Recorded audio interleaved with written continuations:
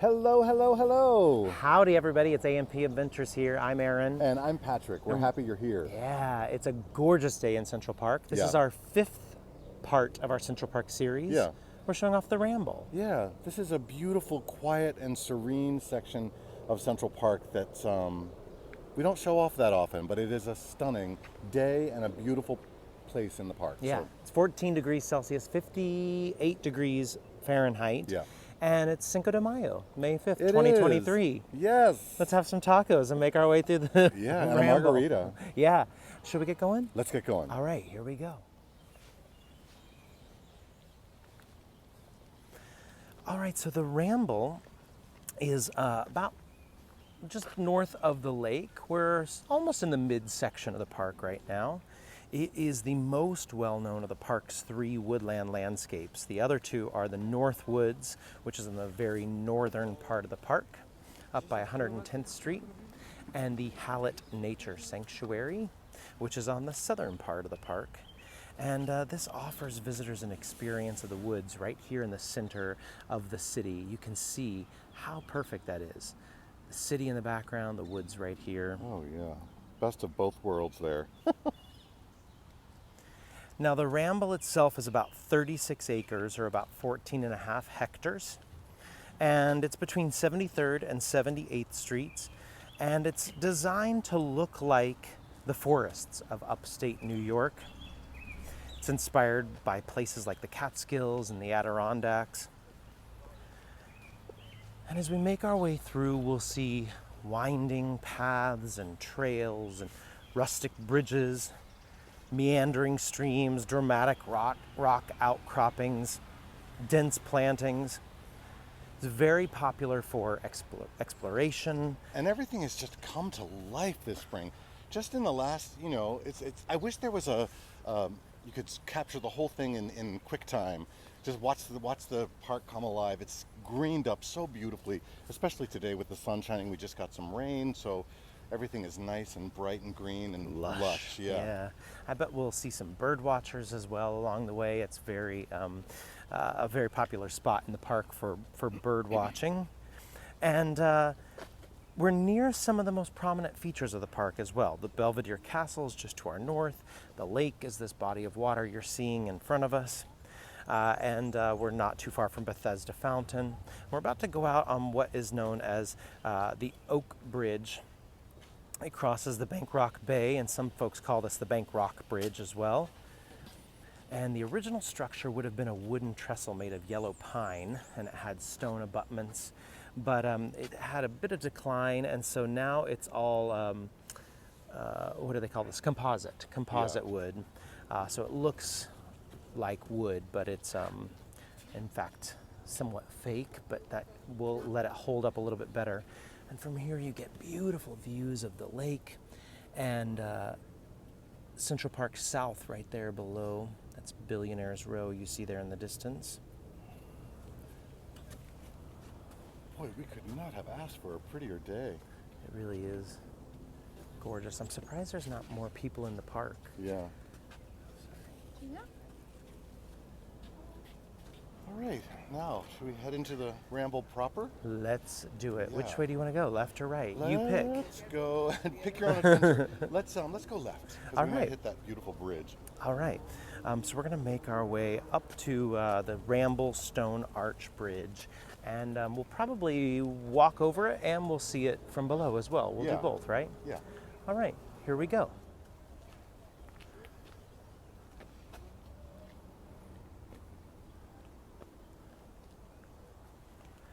So this is the Ramble Stone Arch. It's this, we're on the bridge part of it. The arch will be below us. But it's this pedestrian walkway that carries folks over another pedestrian walkway. You can see that below us right here. Folks passing underneath. It's made of rock face ashlar, and the stone arch was built back in 1863. Measures about 5 feet wide.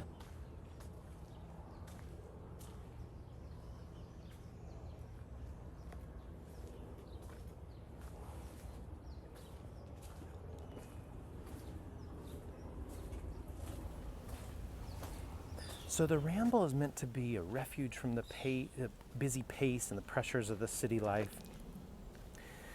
It's got this densely planted, wooded area that's really a bit of a sanctuary for New Yorkers and tourists alike. Yeah, it really is. New Yorkers love coming here and getting lost. It's aptly named, and we're so grateful for this area. So thank you very much.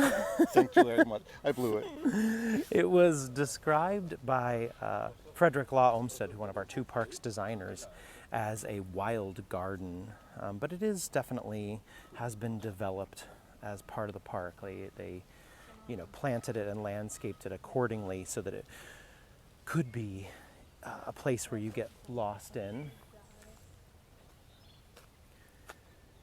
And it's supposed to contradict the formality of the nearby attractions like Bethesda Terrace and the Belvedere Castle, which are quite established, quite formal, and then you make your way, you walk, a mere 50 yards, and all of a sudden you're in the middle of the Ramble, lost and winding every which way. Now we keep saying lost. If you're coming to visit the Ramble, you won't be lost for too long, Yeah, right? no. And You'll find your way out into the city life if you just keep walking in one direction, not too long. yeah, and you'll sort of see some buildings that you recognize and go, oh, we want to walk that way. But as Patrick said, that is the idea of the Ramble, is to sort of get lost and enjoy the nature. Now we're making our way down here. Again, this is the lake you're seeing, but we're making our way down to the Gill Bridge, this little rustic wooden bridge. And it's going to be taking us over the Gill, which is a stream that winds its way through the Ramble. And again, although it looks very natural, it is entirely man-made. The water actually originates from a pipe hidden under a rocky ledge near the center of the Ramble. And it flows from Azalea Pond. We'll be making our way up to Azalea Pond in a little bit, and then it meanders down the hill before it ends in this little beautiful cascade you're seeing right here and exits out into the lake that we saw.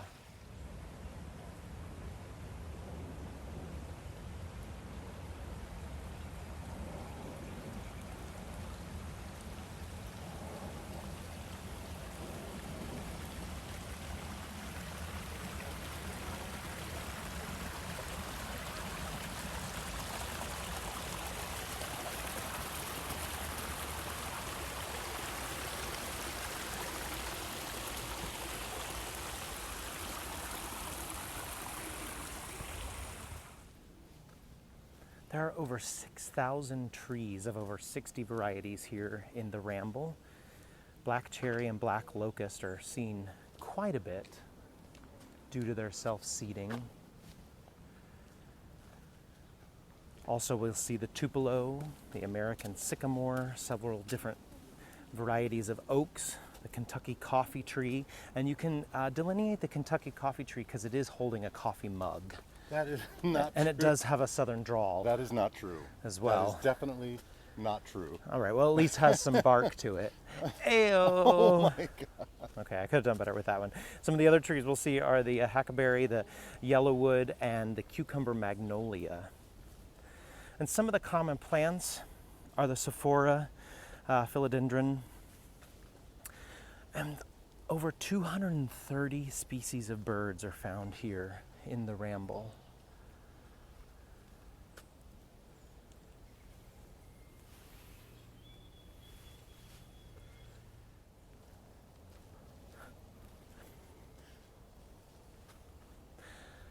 All right, so this is the summer house that we're coming upon. This isn't our winter house. This is our summer house right here. Was that Phyllis Diller who said, these are my summer diamonds. Summer diamonds, summer not. So this kind of rustic structure is right here in the middle of the Ramble, and it's the only remaining of 4 similar structures that existed in the Ramble. And it was indeed created to provide shelter, a place to rest and enjoy the scenery. It's got this intricate design and construction with these rough-hewn red cedar wood logs. And it was indeed intended to sort of blend in with the picturesque surroundings.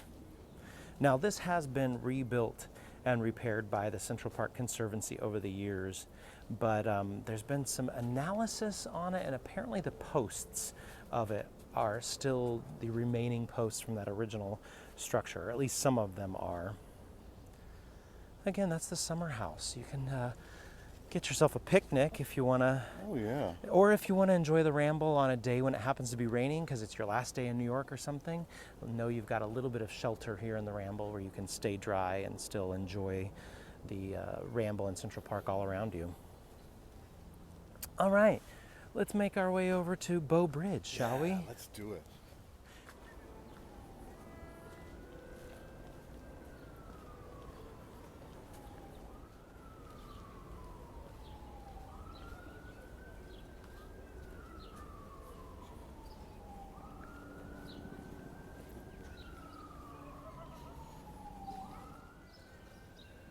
And coming into view now is the Bow Bridge. Cast iron bridge right here in the park.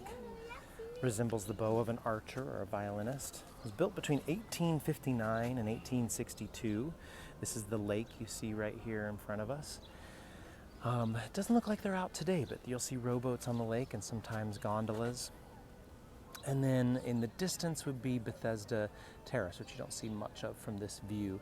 In fact, exactly where we're standing, when the park opened, there would have been boats that would have gone around the lake and dropped off folks enjoying the park at these little outposts so they could then explore different areas, and then they could hop back on the boat and go to a different little outpost to explore a little bit more.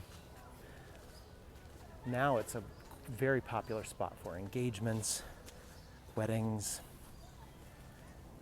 Oh yeah, oftentimes you'll see proposals happening either on the bridge or in that little nook that we were standing in.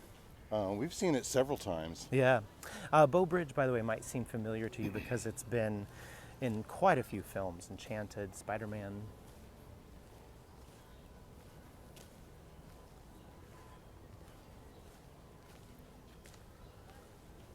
Now, Central Park is 843 acres, or 340 hectares. The perimeter is about 6 miles, or about 9.5 kilometers. It's about 2.5 miles north to south, about 4 kilometers, about a half a mile in width, east to west, about 0.8 of a kilometer. It sees about 38 million visitors a year and about 27 million turtles a year. Check them out. And here is some of them. I hope they put on their sunscreen. Look at all of them. The sun's out, so the little turtles' guns are out. Yep. I love it. All right. Now, 58 miles of path here in Central Park, 93 kilometers, 8 bodies of water. Again, this is the lake that you're seeing right here. 36 bridges all throughout the park. 21 playgrounds, 9,000 benches. Here comes Bethesda Terrace coming into view with the Angel of Waters fountain right there in the foreground. Now, we were just talking about proposals, and I wouldn't be surprised if there was a recent proposal here in this spot, because you can see all of the rose petals here on the ground. Like we said, oftentimes we've seen so many marriage proposals here in Central Park. And I wouldn't be surprised if that's the remnants of a proposal earlier today. And it's not hard to see why. Look at that view. Oh, yeah.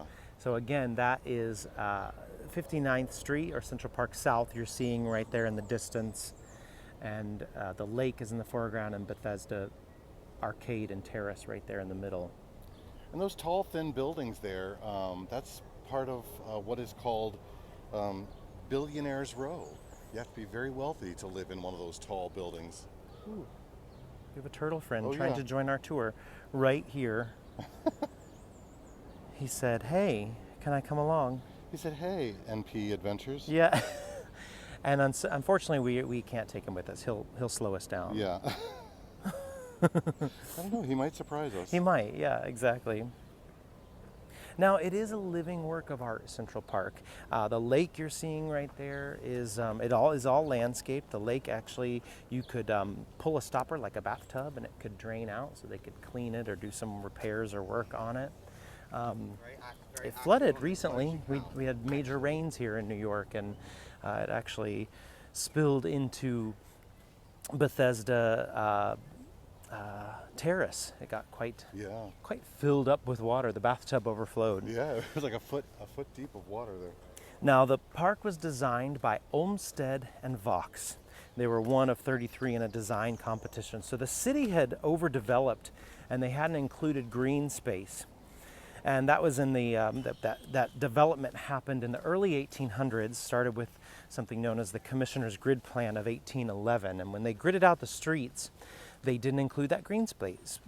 And New Yorkers cried out for it. They said, hey, we need a place to have a bit of a respite from the busy city.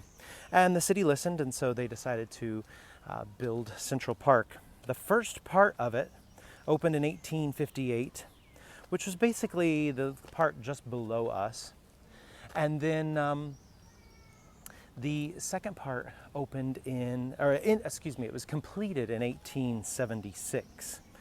Now within the park, you'll see a zoo, carousel, outdoor theater, skating rinks, boating, as we were mentioned earlier, lots of hiking.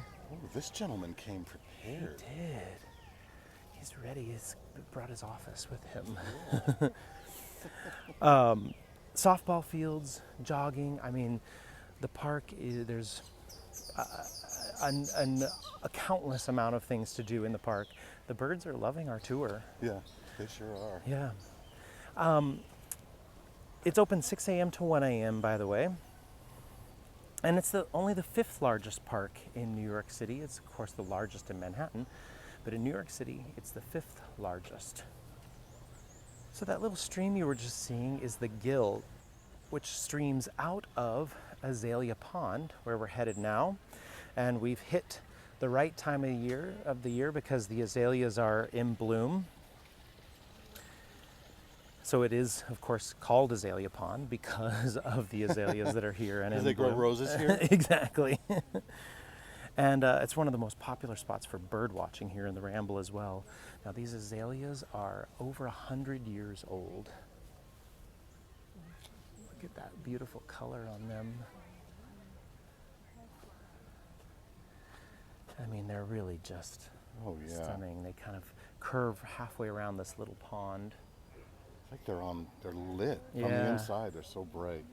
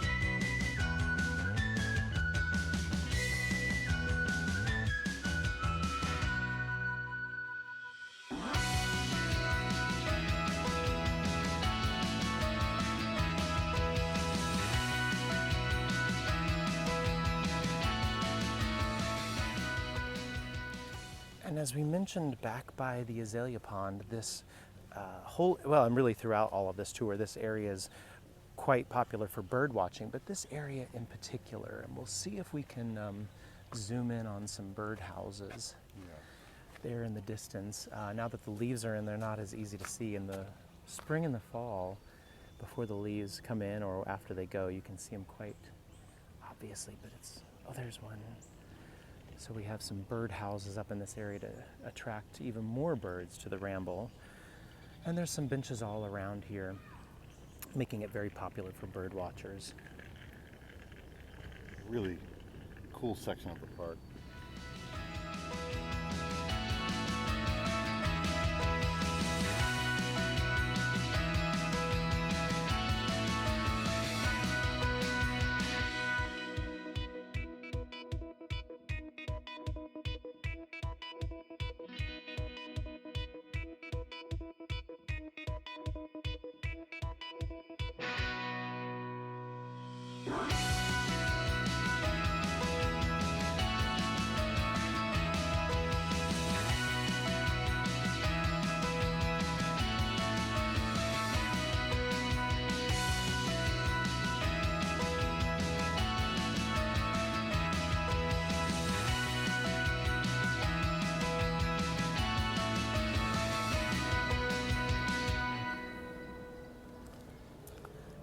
All right, and coming into view is the low boathouse built in 1874. I'll try that one more time. 1874 by one of our park architects, Calvert Vaux. And you can see it's this lakeside restaurant. It did shut down last fall, but it's about to reopen this summer of 2023. And there's a casual fare express counter as well. So if you just want to get a quick bite and take it into enjoying the park, you can do that as well. And from the low boathouse, you get these stunning views of the lake. You also can take the rowboats out on the water. The rowboats are very affordable, $20 by the way, that you get for an hour to enjoy on the lake. And the lake you see right here is about 20 acres or about 8 hectares. And it was to provide this sense of wonder and escape from the urban life. And as I mentioned earlier, there's the boat landings all around it. We have the turtles enjoying the lake as well. And this was the first landscape in the park to be open to the public in the winter of 1858. And at that point in time, there was ice skating on the lake. Christmas morning of that year, an estimated 8,000 people showed up to skate on the newly opened lake. Boating didn't become popular here on the lake until the 1860s, so probably about 10 years later. And there's also the Venetian gondolas that leave from here as well, but I think you have to reserve those, so check in advance for that as well. And you have a gondolier. Yeah, It exactly. takes you around. Yeah. Okay, there you have it. Central Park, Part 5, Part the Ramble. 5, yeah. Yeah. Hope you enjoyed this section of the park. We love showing it off. It's a quieter, subtler section of Central Park. If you find yourself with some extra time in Central Park, come to the Ramble and just relax, sit down on a bench and enjoy the view and lower your heart rate. Yeah, have a nice iced Coca-Cola and enjoy the bird watching by all means. Yeah. If you liked it, please give us a like. Let us know in the comments what your favorite part of the Ramble was. Yeah, and if you don't already subscribe to us, hit that subscribe button and hit the bell notification to know when we add new tours. Thanks for joining us today. Check out our other Central Park tours or any of our other tours here in New York City or all around. Again, we are A&P Adventures. I'm Patrick. And I'm Aaron. And we love New York City and we love showing it off. So thanks for joining us and we hope that we get to see you again sometime. Enjoy your day.